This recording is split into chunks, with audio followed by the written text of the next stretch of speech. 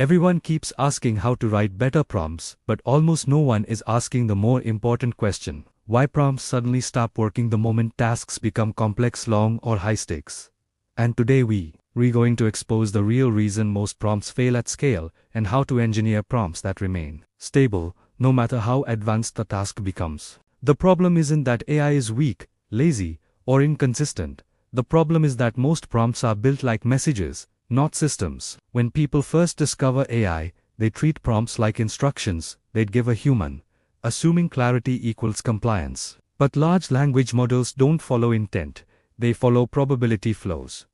The moment a task grows beyond a few paragraphs, the model starts optimizing for coherence and safety instead of your original constraints. Which is why long scripts drift in tone, strategies lose focus, and outputs slowly become generic. This phenomenon is called prompt collapse, and it happens when the model no longer has a strong structural reason to obey earlier instructions. Early constraints fade because nothing in the task architecture forces them to stay relevant. That's the why behind almost every frustrating AI output you've seen. Now let's go deeper, because this is where most tutorials completely mislead users.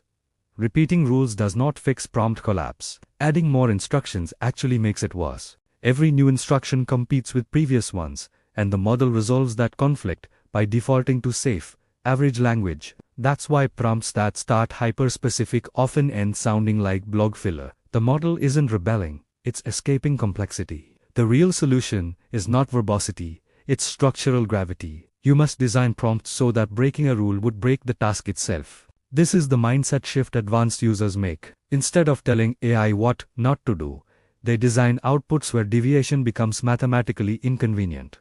So how do we do that? The first method is outcome-locked prompting. You don't describe what the AI should sound like. You describe what success looks like in measurable terms. When the model knows what success means, it aligns generation toward that target naturally. The second method is role behavior fusion. Roles only work when they imply constraints automatically. Saying act as an expert is weak. Saying act as a linguist analyzing AI behavior for professional creators forces specificity, vocabulary discipline, and analytical depth without needing extra rules. The third method is task compartmentalization. Instead of one massive instruction blob, you break the task into cognitive phases: reasoning, construction, refinement. But you do this implicitly, not with step numbers. Each phase refreshes the model's understanding of the task without restating rules. This dramatically reduces drift in long outputs. Another critical technique is constraint anchoring. Early in the prompt, you anchor the most important constraint to the identity of the output itself. For example, instead of saying write in one paragraph, you say this output is designed as a single uninterrupted voiceover paragraph. Now the format is no longer a preference.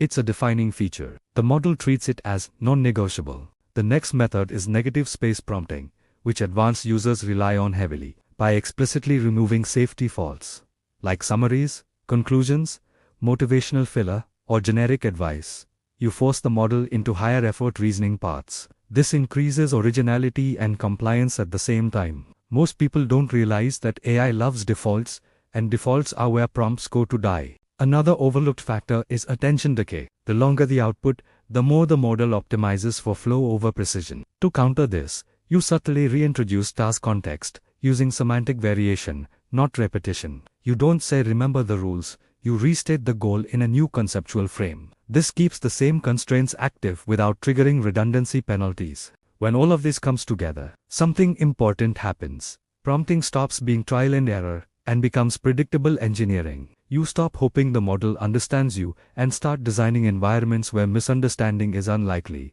This is the difference between casual AI users and professionals who build workflows, products, and subscription systems on top of AI outputs. And here's the strategic insight most people miss. Mastering this level of prompting is not just about better answers, it is about leverage. When you can reliably control AI behavior, you can scale content, automate thinking, and productize intelligence. That's where monetization lives. That's why prompt systems outperform prompt templates. And that's why channels that teach surface-level tips get views. But channels that teach structural control build authority. In the next video we'll take this one step further and show how to design prompts that adapt dynamically mid-generation prompts that correct drift before it happens, which is the technique behind high-end AI writing tools and premium prompt frameworks. If you want AI that doesn't just respond, but behaves exactly as intended, this is where the real work begins.